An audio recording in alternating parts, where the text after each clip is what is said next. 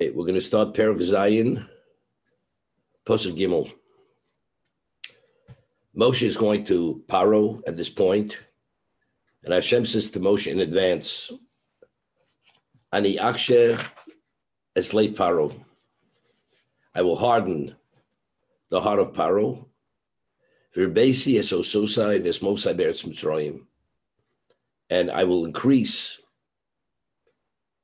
the signs and the mofsim, wonders in Eretz Mitzrayim. Meaning, if I wouldn't harden his heart, it will send you out. Under what? Under duress. But because I will harden his heart, it will give me opportunity to perform greater miracles. Lo yishma aleichem Pharaoh, and Pharaoh will not listen to you. Regardless of the obviousness of God's presence, Pharaoh will not listen to you. And I will put my hand in Egypt, meaning ultimately, we're speaking about the 10th plague, the Makas Bechoros. That's the Yad Chazaka.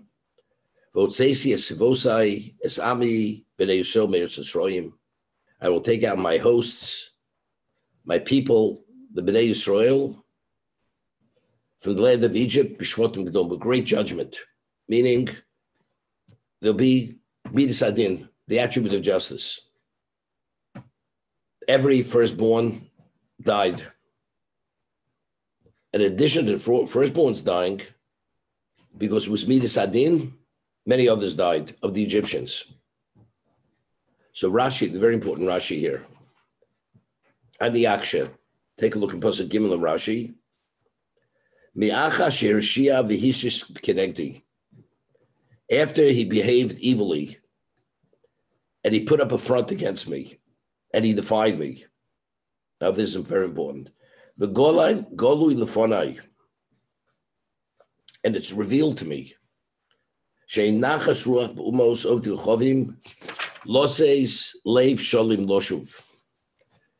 it's absolutely clear to me that the nations of the world, they will not do tshuva. They will not do full tshuva. Meaning that even if they do something, it's not due to they recognize the truth. It's only due to what? It's only due because they can't deal with the issue any longer. We'll explain in a moment. There's Sifsei Chachomim. Tovli she's kasha libo. It's best I should harden his heart now. Laman harbos bo sovsai. So I should have the opportunity to increase my signs, means the real miracles. Vasakiru atem es gurosi.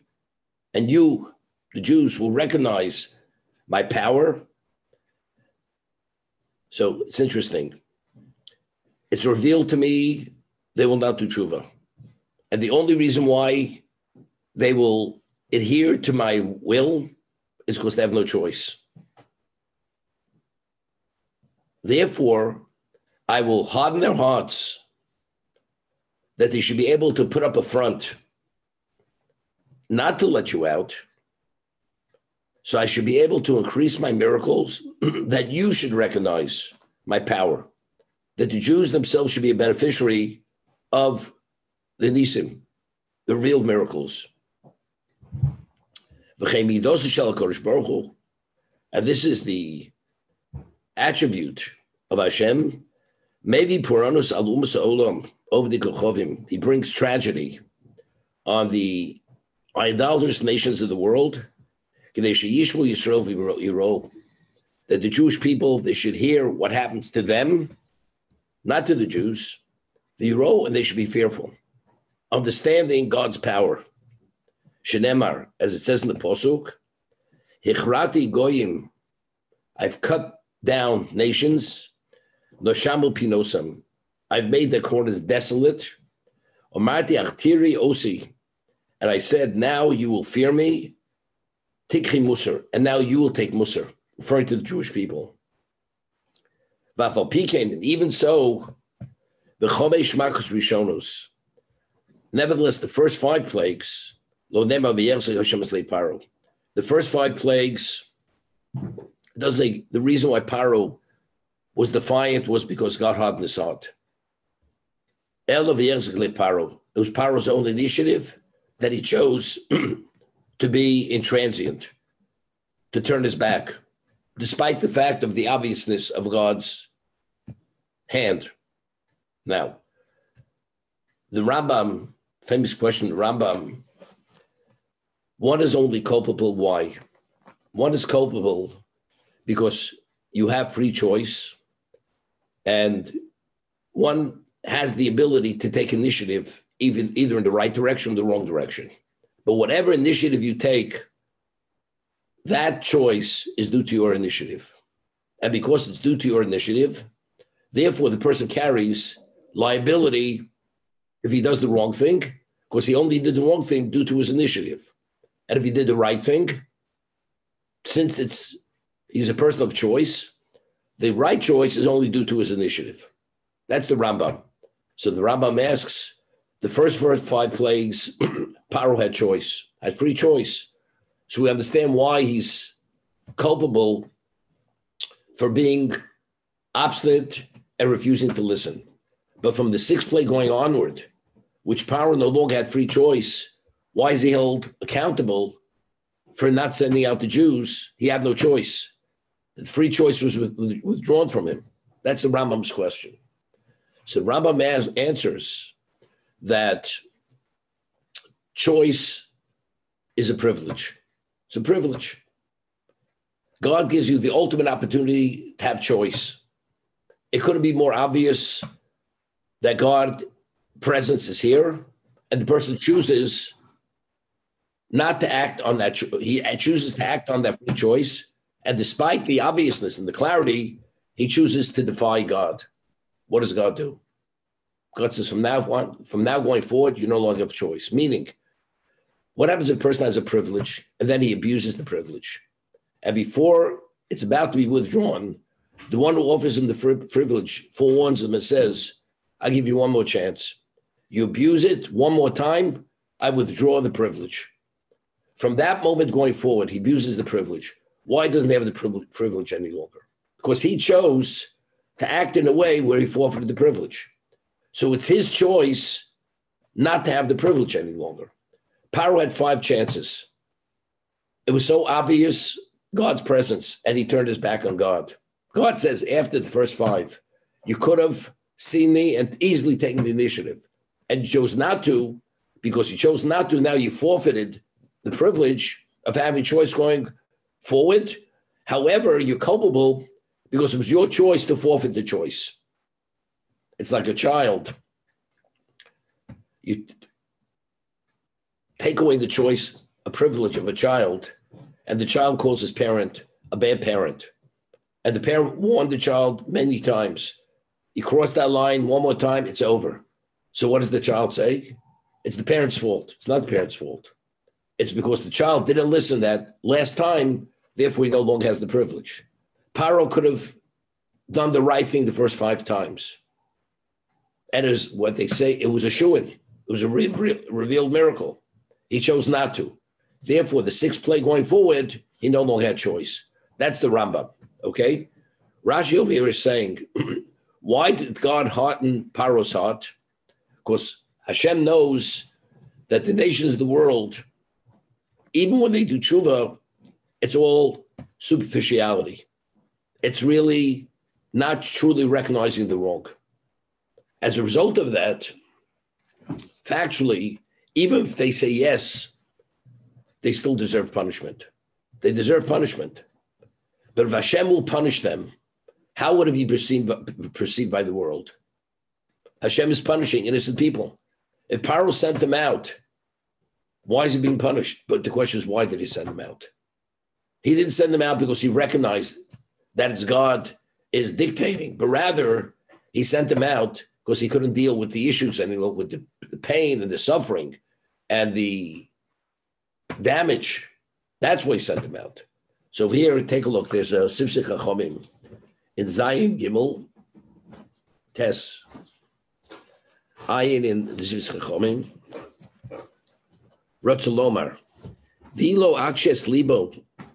If I don't harden his heart, Oz bevadi yasa tshuva. If I don't have, he's definitely doing tshuva. The goli lefonai shlo yasa tshuva shlema b'lev sholem. And it's revealed with me with absoluteness. The tshuva he's doing is lip service. It's not real tshuva. Vim ovi makos uperanus olov. And if going forward I bring plagues and punishment to him, os yomru abrios. What's the world going to see? Say, mankind is going to say, kach midosu shel HaKadosh Baruch Hu. This is God's way. Shemevi pornas albi shechoze b'tshuva. That even if you do tshuva, Hashem still brings tragedy on that person. Ve'elu yodim, but what they don't know, she'enu chose b'tshuva lev sholim. They don't know that the reason why the person was punished and destroyed was because it wasn't real tshuva. Therefore, I will harden his heart that he shouldn't do tshuva whatsoever. Then I'll be able to increase the miracles, and nobody's going to ask a question. There's no equity here. What are you punishing innocent people? No, the reason he deserves to be punished because he's being defiant. That's the understanding. That's how the Sivs Chachamim is explaining. That since even if he does tshuva, it's not real tshuva, and he deserves to be punished. If I punish him, it's going to be a chil Hashem. Therefore, Hashem hardens his heart, so he has the benefit. Firstly, there's no chil Hashem, and secondly, the Jews will be the beneficiaries of being able to see God's hand to advance their own belief, seeing what Hashem does to others when they defy him. There's a word from Chafetz Chaim. He says something phenomenal. He writes in one of his Svarim, he asks a question.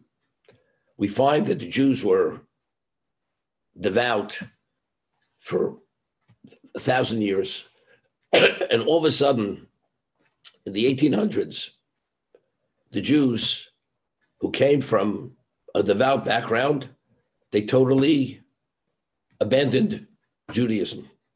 No tefillin, no kashrus, no marriage, nothing, no Shabbos, no Yom Kippur, and they became heretics. Not only became heretics, they went and they did whatever they can to destroy the religion. Chafetz Chaim writes that initially when after the Russian Revolution, what the communists did, there were cities where they had bonfires and they burned publicly thousands of Sifrei Torah. That a bonfire, they were just throwing the Sifrei Torah into the fire. And he speaks about, how does this happen? And the Jews throwing it out were not the ones throwing it into the fire, are not Gentiles. These are Jews. Jews who are bent to what? To destroy uproot Judaism. And many other Jews followed, even though they may have not been that extreme, but many Jews abandoned it, whether it was in Germany, whether it was in Lithuania, whether it was in Russia. It was a different type of abandonment. Reform Judaism versus Haskalah. Why? So he explains literally the concept as what the way the Sivs Chachamim explains Rashi. When the Mashiach comes, and ultimately there's going to be a Yom Adin HaGodol, and there's going to be the great day of judgment, Hashem is going to judge the world. So you have Jews who put on tefillin, Jews observed the Shabbos, Jews did many things. Except nobody knows, only God himself, the superficiality of that observance. As a result of that, the people deserve to be punished. But if he's going to punish them, what happens? It's chil Hashem. Because people will be astounded. What are you punishing these people? They observed the Shabbos. They did seemingly what they were supposed to do. Why do they deserve punishment? So he explains, the Chafetz Chaim, because when they did many things in their hearts, they had heretical thoughts. They, behind closed doors, they did many things that were wrong. Behind closed doors, they did violate the Torah. So finally, Hashem says, if that's the case, they deserve to be punished. So I will have they themselves abandon it. So when I will punish them, the people will understand why these people deserve punishment. Because otherwise, if they continue going through the motions and people don't know to what degree they're sinning, which only I know, and they deserve to be punished, it'll be a chil Hashem. So rather to be a chil Hashem, Hashem has 150 years before the coming of Mashiach, these people throw the baby out with the bathwater. They abandon their Judaism with a vehemence, with a defiance, that when Mashiach will come and there'll be the ultimate day of judgment, people will understand why these people deserve to be punished. That's the Chofetz Chaim. He's saying same thing as the Sisei Chachamim, that the reason why Hashem is hardening Pharaoh's heart, because since he deserves to be punished, and if I punish him and he sends them out, I put on the prayer, he sends them out, and then I punish him. People say, why are you punishing him? Evidently, he got the message. He sent them out. So punishing now is Chil Hashem. So by hardening the heart, and people will see openly how obstinate the man is and how defiant he is, they say this man truly deserves to be punished, and therefore they will understand why Egypt deserves to be destroyed. That's the Sisei Chachamim in Rashi. But ultimately, what is the beneficiary of all this? The Jews. Because when the Jews will see how Hashem punishes those who violate his word, it will instill fear in them, and they themselves will do tshuva, understanding God's power.